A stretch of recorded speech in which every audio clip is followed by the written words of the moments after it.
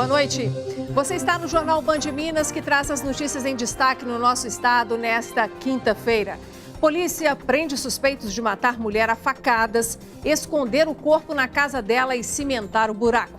O plano era falsificar documentos e transferir a casa para o nome deles. 7 suspeitos de esquema milionário de desmanche de caminhões são presos.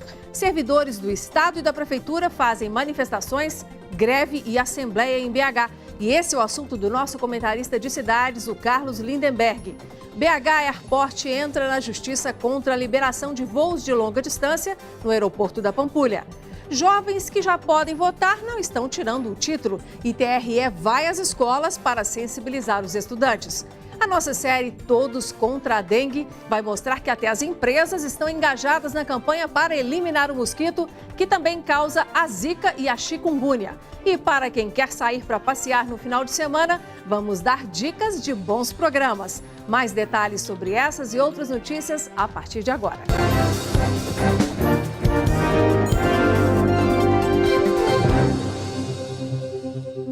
Há alguns dias aconteceu um crime bárbaro aqui em BH que só foi descoberto porque o filho da vítima foi esquecido na escola. A mãe foi assassinada a facadas e o corpo dela foi enterrado em um buraco que foi cimentado para tentar esconder o crime. A Polícia Civil prendeu 2 suspeitos. Segundo vizinhos, a mulher tinha doença mental e os suspeitos queriam falsificar documentos para transferir a casa para o nome deles.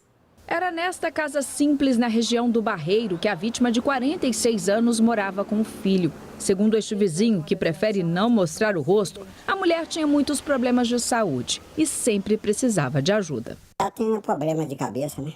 Ela revelava ela, né?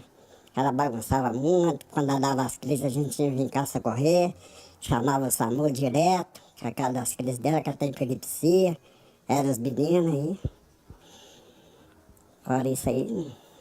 No dia 31 de outubro, ela foi cruelmente assassinada com mais de 20 facadas e enterrada pelos criminosos no quintal. De acordo com a polícia, o crime foi planejado e executado por Jefferson Eustáquio de Souza, de 22 anos, Maicon Christian Pereira, de 23, e a irmã dele, que está foragida. Os suspeitos moravam na casa da vítima há mais ou menos 2 meses. Eles eram responsáveis por cuidar dela e do menino de 11 anos. E, segundo a polícia, recebiam pelos serviços prestados. Mas eles tinham um plano: matar a mulher, entregar a criança ao conselho tutelar e ficar com a casa. Eles perceberam que Simone seria uma vítima fácil de um plano que eles já estavam arquitetando, que seria executá-la, né, matá-la, para posteriormente, através dos documentos dela, confeccionarem um contrato de compra e venda falso dos imóveis dela, transferindo a propriedade desses bens para eles, mais especificamente para a mãe do Michael, a senhora Blandina.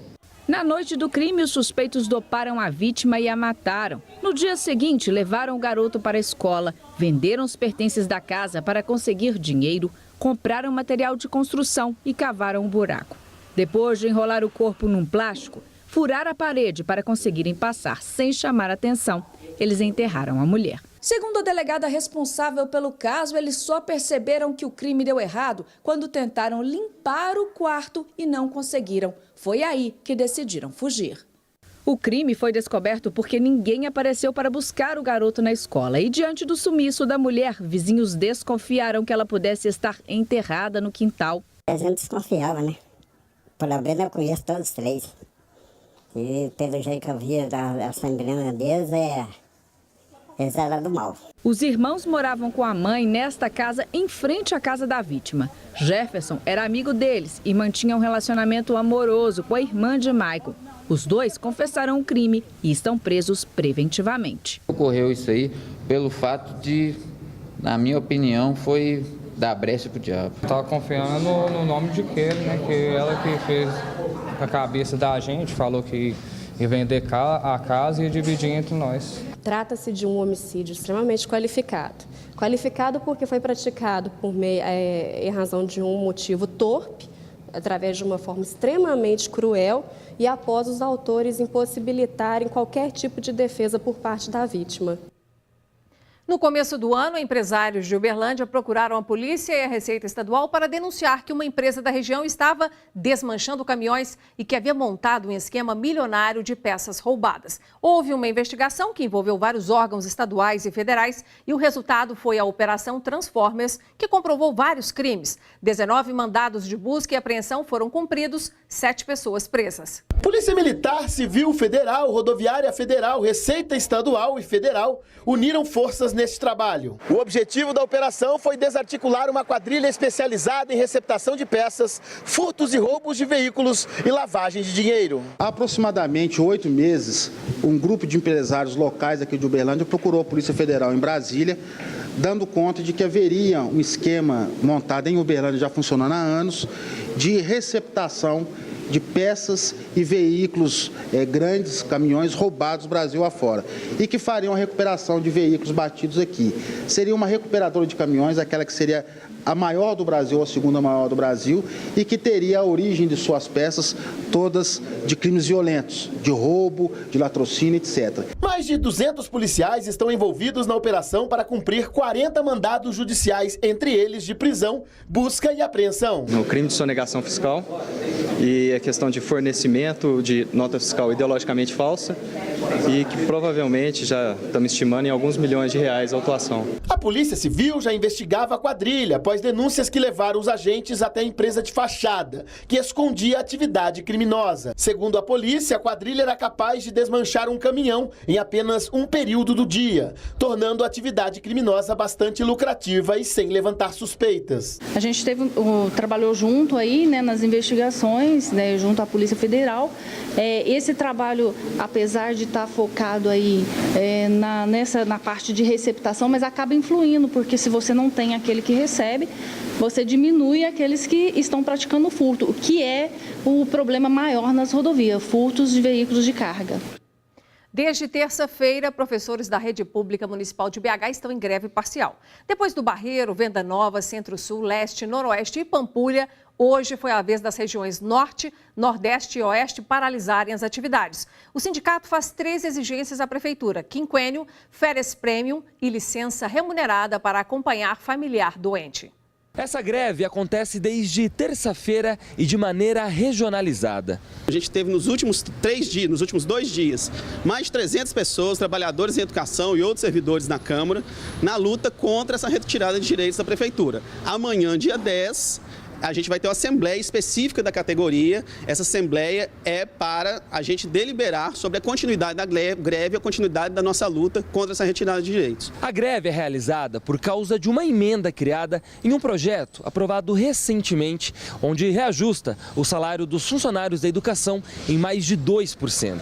Segundo o sindicato da categoria, essa emenda tira benefícios fundamentais para os funcionários. A questão das férias premium, que não são um privilégio. Isso é muito importante para salientar. Não é um privilégio, é algo consagrado no nosso plano de carreira. Um segundo ponto é a respeito dos quinquênios, a verbação de quinquênios de profissionais que vêm de outras redes, estaduais, municipais ou federais. E o terceiro ponto, que é tão grave quanto os outros, que diz respeito à licença para acompanhamento de familiares doentes, Para o projeto ser votado no plenário com a emenda, ele só precisa passar por mais uma comissão, a de administração pública.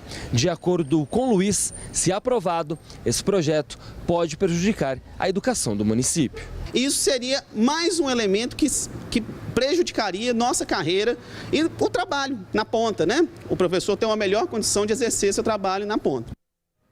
Por meio de nota, a Prefeitura informou que, em relação às férias premium, caso a administração não permita o afastamento do servidor após 5 anos da solicitação, ela será obrigada, a Prefeitura, a pagar em dinheiro. Sobre a licença para acompanhar familiar, ressaltou a Prefeitura que poderá ser concedida em 30 dias a cada 24 meses, ao invés de 36 meses, como está na proposta original. Sobre o quinquênio, fica assegurado ao servidor que já ingressou na administração pública municipal o direito decorrente da soma do tempo de serviço público federal, estadual ou de outro município a partir da averbação.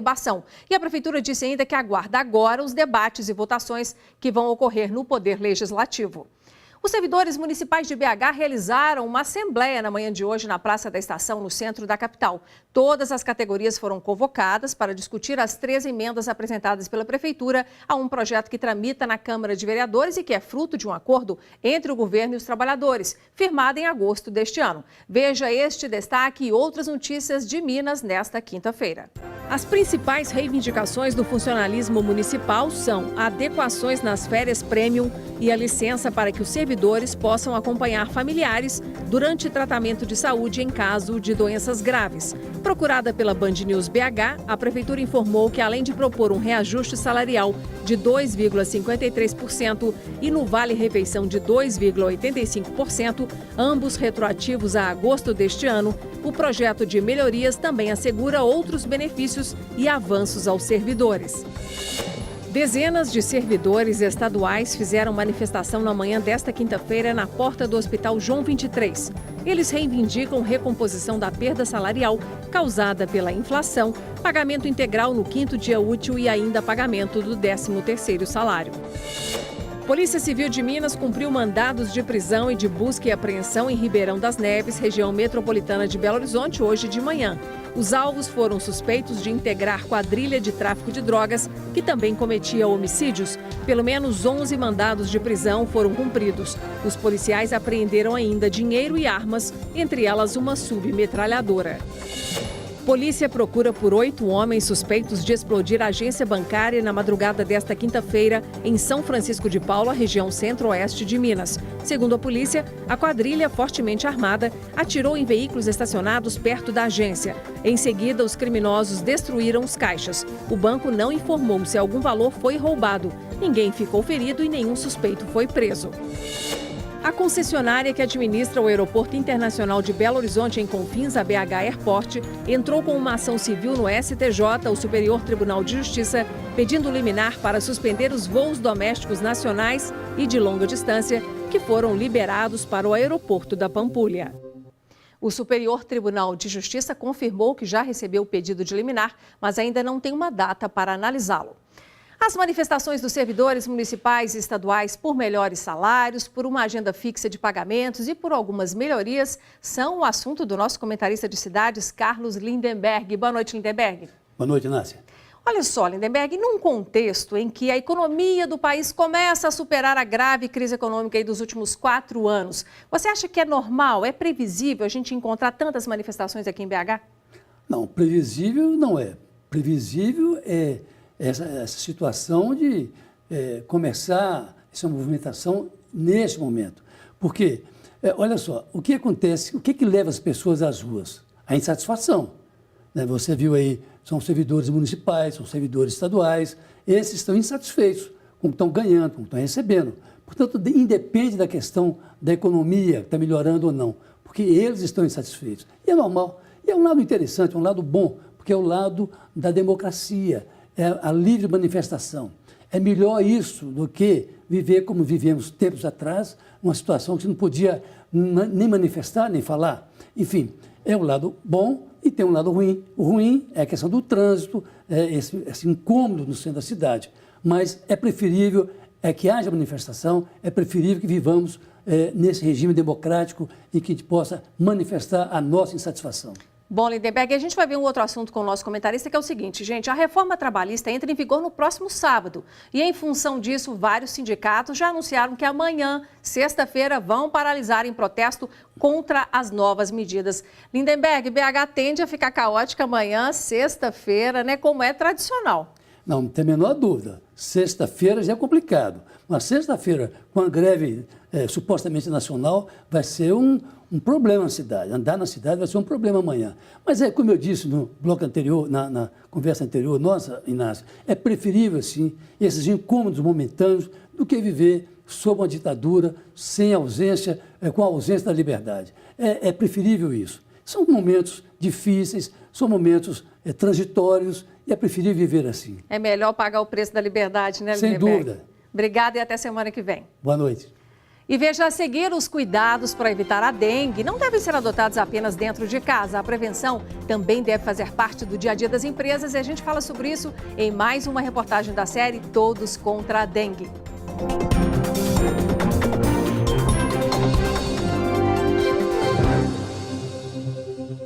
A participação dos jovens na política é a menor registrada na história de Minas Gerais nos últimos anos. O número de eleitores mineiros entre 16 e 17 anos caiu 53% neste ano em relação a 2016. Nós fomos conversar com uma cientista política para entender os motivos pelos quais há esse certo desinteresse dos jovens na situação política do país. E, segundo ela, o afastamento dos jovens da política é um reflexo dos escândalos de corrupção envolvendo tantos políticos. E para tentar reverter esse quadro, o TRE-MG está fazendo mutirões em escolas da capital para emitir ali mesmo os títulos de eleitor e estimular a participação dos estudantes, já pensando nas eleições do ano que vem.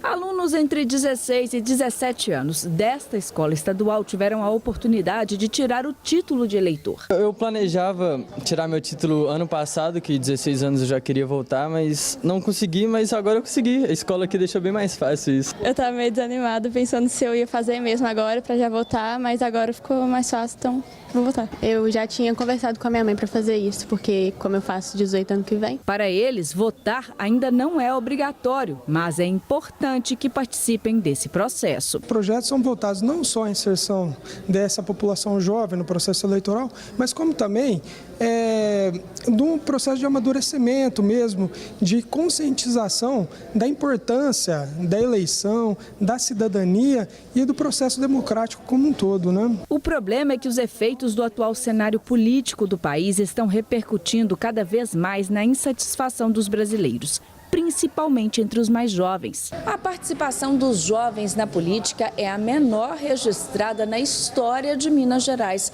O número de eleitores mineiros entre 16 e 17 anos caiu 53% em relação ao ano passado. Existe um desencantamento dos jovens brasileiros, das jovens brasileiras, com a política brasileira. É grave para a própria crise e aprofunda ainda mais um cenário futuro, né? A ausência dessa juventude e revela a dificuldade desse sistema nosso político de trazer para o espaço público essa juventude. Por isso, para incentivar o alistamento eleitoral e a participação política dos jovens, o TRE está promovendo uma campanha voltada para aqueles que ainda não têm obrigação de votar nas próximas eleições. Nós jovens que estamos entrando agora para votar, a gente precisa ajudar e fazer a nossa parte. Então, tirar o título é muito importante para a gente poder fazer alguma coisa pelo país.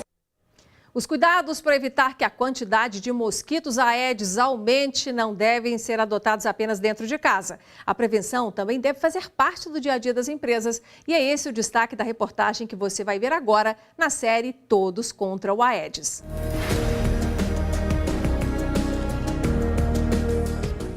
Garrafas sempre viradas, latas de lixo vedadas, caixa d'água bem tampada, ralo fechado, bandeja de gelo de água da geladeira sempre limpa. Cuidados com a drenagem do ar-condicionado. Neste restaurante, na região da Pampulha, são diversas as ações de prevenção contra o mosquito Aedes, transmissor da dengue, zika e chikungunya. A preocupação com a dengue é com todos que entram aqui no restaurante, principalmente os clientes e meus funcionários, porque dor é demais. Não queira ter febre igual eu tive, não queira ter nariz sangrando como eu tive.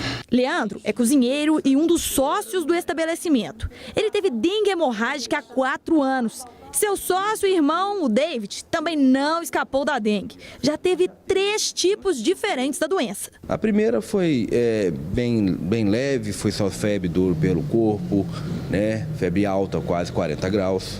Né, mas foi só constatado pelo exame de sangue, não tive mancha pelo corpo. A segunda já apresentou manchas pelo corpo, vermelhidão, né, dores nos olhos, né, a febre que não passa, uma febre incessante, né, muita dor mesmo nas juntas. Até pensei que era chikungunya, mas não era só dengue mesmo.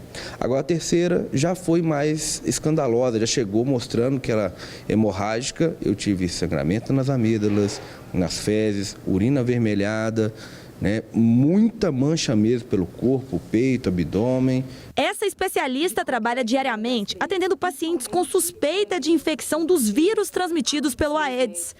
Os 4 óbitos que presenciou foram todos causados pela dengue hemorrágica. De acordo com a médica, existem pacientes que precisam ter ainda mais cuidado com a doença devido à queda de plaquetas causada pela enfermidade. São os pacientes que fazem uso dos antiplaquetários e dos anticoagulantes orais. Eles têm que procurar o atendimento médico, eles têm que verificar se está tudo bem, porque pode piorar. Esse é o caso do Tiago. Ele já teve trombose, caracterizada pela formação de coágulos de sangue no interior das veias ou artérias. Por isso, toma anticoagulante para facilitar a circulação sanguínea. E para evitar a dengue, tem todo um cuidado antes de sair de casa para o trabalho. Eu passo o repelente nos braços, sempre ter a certeza de que ele está, né, cobrindo toda a região de que você está passando, principalmente nas mãos também, que as mãos ficam expostas, e nas pernas. Uso roupas com mangas compridas, calça jeans comprida, meias bem até a canela. De acordo com a Secretaria Estadual de Saúde, em 2017 já foram confirmados mais de 27 mil casos de dengue em Minas Gerais. 13 óbitos foram causados pela doença. Em outubro, foram contabilizadas 873 pessoas infectadas pela dengue, um aumento de 19% em relação ao mesmo período do ano passado. Luciano fica atento a todos os detalhes no trabalho. Como é dono de uma floricultura, o cuidado aqui é ainda maior. Troca a água todos os dias, usamos cloro, né? E deixa bem limpinho o estalo dela, para a água manter limpinha e o cloro deixar a água bem alcalina e o bichinho não chegar de forma alguma, né? Os mosquitinhos. Show dengue, show chikungunya, show zika. Show tudo, show zika. Você quer esse mosquito bem distante da sua loja? Bem longe, né? Bem longe de todos nós, né? Show a Eds, né? Tá certinho. Gente, depois do intervalo tem as dicas da nossa agenda cultural. Destaque para os shows que vão ser realizados na capital neste fim de semana.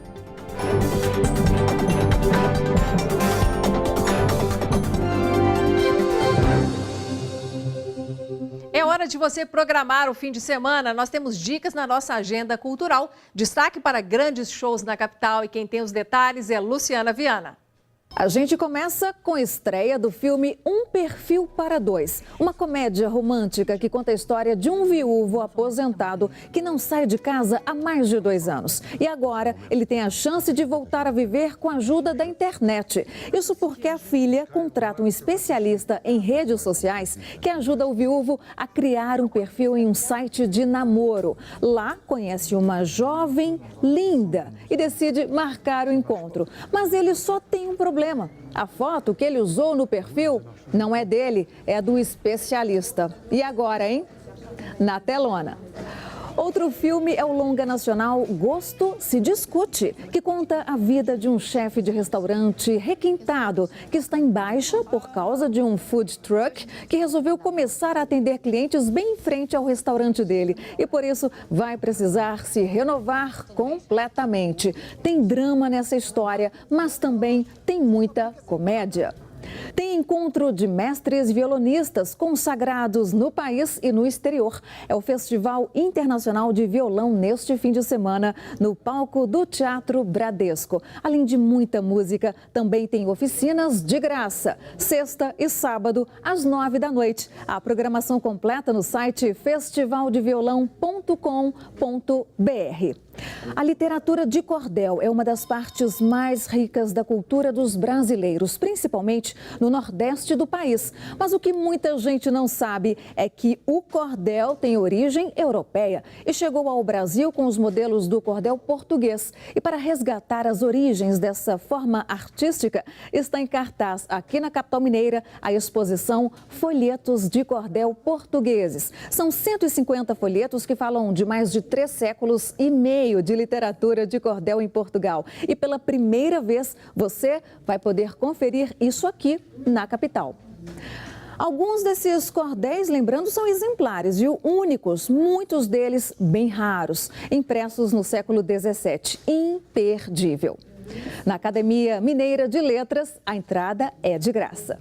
E no teatro, a inocência está perdida. O humorista Matheus Ceará relembra as histórias da infância dele, incluindo os casos dos avós e as experiências vividas com a esposa dele, além dos filhos. É no domingo, no Cine Teatro Brasil. Na música, Paulinho da Viola encontra Marisa Monte no sábado, 10 da noite, no KM de Vantagens Hall. E Arnaldo Antunes, poeta, cantor e compositor, se apresenta no Cine Teatro Brasil Valourec, com o show intimista A Casa é Sua. É sábado, às 9 da noite. Programe-se, divirta-se. O Jornal Band Minas termina aqui. Fique agora com as notícias do Brasil e do mundo no Jornal da Band. Eu te espero amanhã. Até lá.